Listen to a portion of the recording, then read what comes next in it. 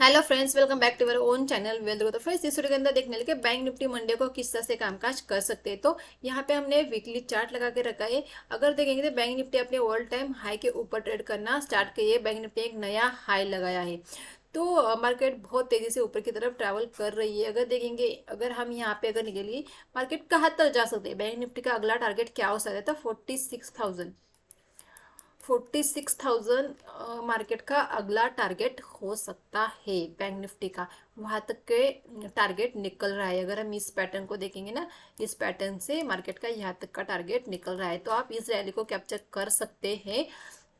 लेकिन अगर यहाँ पे आप किसी पोजीशन यहाँ पे ले सकते हैं कॉल की, या पी को, किसी पी को हम यहाँ पे सेल कर सकते हैं, या आप किसी कॉल को यहाँ पे बाय भी कर सकते हैं। लेकिन अगर कॉल को बाय करना है, वो इतना ज़्यादा प्रेफर नहीं करूँगी, क्योंकि क्या हो जाता है, बाइंग के साइड में क्या होता है, मार्केट यहीं पे रुकेगी तो अपना प्रीमियम वहाँ पे डिके हो जाएगा, तो आप प्रॉफिट नहीं कर पाओगे, लॉस में आ जाओगे। तो इससे अच्छा आप किसी भी पी को यहाँ पे, मतलब यहाँ पे पी को आप यहाँ पे सेल कर सकते हो 41,800 की, 41,800 के एसएल के साथ। इसके नीचे मार्केट आएगी तो डेफिनेटली आप अपनी पोजीशन को निकाल सकते हैं। जब तक मार्केट इसके ऊपर रहेगी, आप अपने पोजीशन को कैरी कर सकते हैं, क्योंकि अगर मार्केट धीरे धीरे धीरे धीरे भी ऊपर जाएगी, फिर भी आपको टाइम डिके का पूरा बेनिफिट्स आप वहाँ पे उठा सकते हो, क्योंकि सेलर को पूरा बेनिफिट हो जाता है कि टाइम डिके का। मार्केट धीरे धीरे भी वहां तक, अपने टारगेट तक ना भी पहुंचे, फिर भी वो प्रॉफिट में आ जाता है।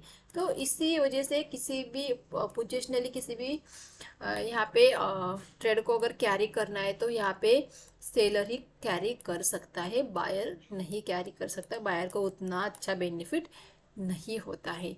बायर सिर्फ यहाँ पे इंट्राडे के अंदर ही अपने मोमेंटम को लेके निकल सकता है, या हाँ, अगर उससे लग रहा है कि भाई ये गैप अप कल हो सकता है, तो एक नाइट के लिए वो अपनी पोजीशन को कैरी भी कर सकता है।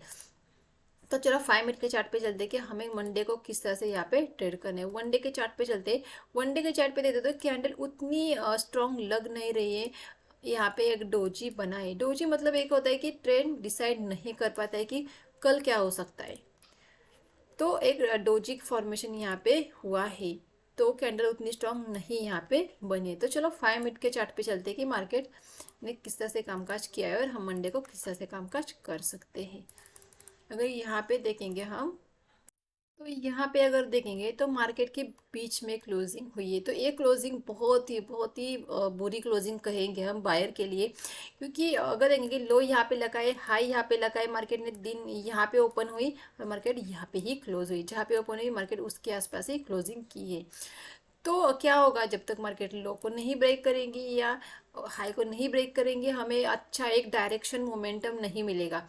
जैसे कि निफ्टी के वीडियो में मैंने कहा कि बैंक निफ्टी मतलब अपने ऑल टाइम हाई के ऊपर ट्रेड करे, एक नया हाई लगा रहे, तो जैसे वर्टिकल स्कर्ट्स आ जाते हैं, जैसे यहाँ पे देखते तेजी से एक नीचे का तरफ मोमेंटम आ जाता है। तो इसकी वजह से आपको क्या करना है, अगर आपका 50 पॉइंट का एसएल होगा, तो आप 200 पॉइंट लेके निकलना जाना है। ये तो नहीं कि भाई 46,000 का टारगेट निकला है तो मार्केट आज 600 पॉइंट बढ़ेगी, कल 800 पॉइंट बढ़ेगी, मैं पूरे मोमेंटम को निकलूंगा, लेके निकलूंगा। तो ऐसा नहीं करना है। बस अपने रिस्क रिवॉर्ड को मैनेज करके अपने पॉइंट्स को लेके यहाँ पे निकलना है। तो अगर हम यहाँ पे देखें, जब तक 41,900 के ऊपर ऊपर रहेगी, हम कॉल के बारे में सोचेंगे, हम पी के बारे में बिल्कुल भी नहीं सोचेंगे।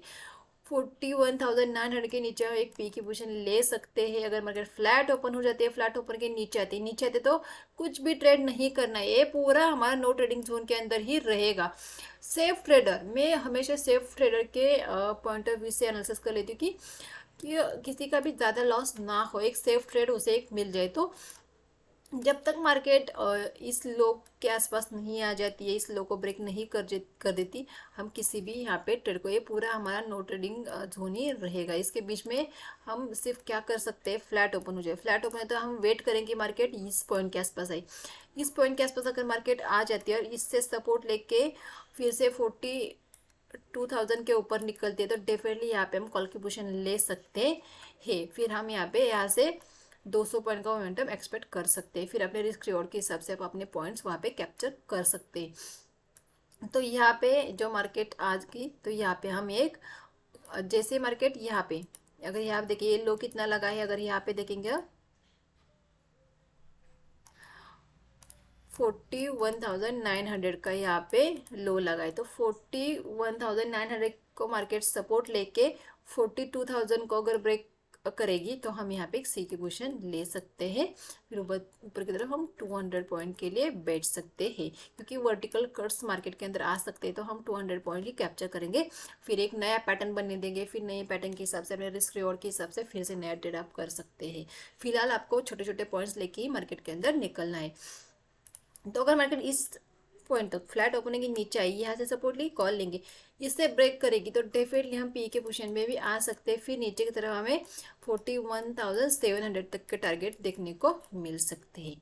तो ये जो लेवल है ये हमारे मेक और ब्रेक के लेवल रहेंगे बैंक निफ्टी के अंदर। अगर ऊपर का हाई देखेंगे हम मार्केट का 42,340 फ्लैट ओपन के ऊपर चलती है तो जब तक 42,340 के ऊपर नहीं निकलती हम किसी भी कॉल की पोजीशन को नहीं लेंगे। अगर यहाँ से रेजिस्टेंस खाती है तो डेफिनेटली हम पी के बारे में ही सोचेंगे, यहाँ पे एक पी की पोजीशन हम ले सकते हैं। जैसे कि ये दो लेवल हमारे मेक और ब्रेक के लेंगे, यहाँ पे हम कॉल की पोजीशन ले सकते हैं, अगर ऊपर निकलेगी यहाँ से रेजिस्टेंस खाएंगी डेफिनेटली हम पी की पोजीशन ले सकते हैं। बिल्कुल उसी तरह से यहाँ पे अगर मार्केट आ जाती है, यहाँ पे सपोर्ट लेके 42,000 को ब्रेक कर ले तो डेफिनेटली 42,000 के ऊपर हम यहाँ पे एक पी कॉल की पोजीशन ले सकते हैं। इससे ब्रेक करेगी तो डेफिनेटली हम पी की पोजीशन भी ले सकते हैं। तो ये दो लेवल हमारे मेक और ब्रेक के लेवल रहेंगे। जब तक मार्केट इसके ऊपर रहेगी हम कॉल के बारे में ही सोचेंगे। तो इस तरह से हम एक ट्रेड को प्लान कर सकते हैं। अगर गैप अप खुल जाती है, गैप को खुल के इस पॉइंट को अगर मार्केट निकालेगी डेफिनेटली हम सी के पोजीशन में आ जाएंगे। अगर मार्केट गैप डाउन खुल जाती है, गैप डाउन खुल के मार्केट इस पॉइंट के आसपास आ जाती है, सपोर्ट लेती है और फिर से अपने ओपनिंग प्राइस को निकालती है, ध्यान रखना गैप डाउन के केस में अपने ओपनिंग प्राइस को निकालेगी तभी हम सी की पोजीशन में आ सकते हैं। तो इस बात का ध्यान रखना। इससे भी ऊपर अगर खुल जाती है, इसके नीचे अगर मार्केट खुल जाती है तो डेफिनेटली हम पूरी तरह से प्राइस एक्शन देखेंगे, उसके अकॉर्डिंग वहाँ पे ट्रेड करेगा। अगर मार्केट इस हाई के ऊपर निकलती तो 42,500 तक के ऊपर की तरफ टारगेट देखने को मिल सकते हैं। अगर लो को ब्रेक करेंगे 41,700 तक के टारगेट नीचे की तरफ देखने को मिल सकते हैं।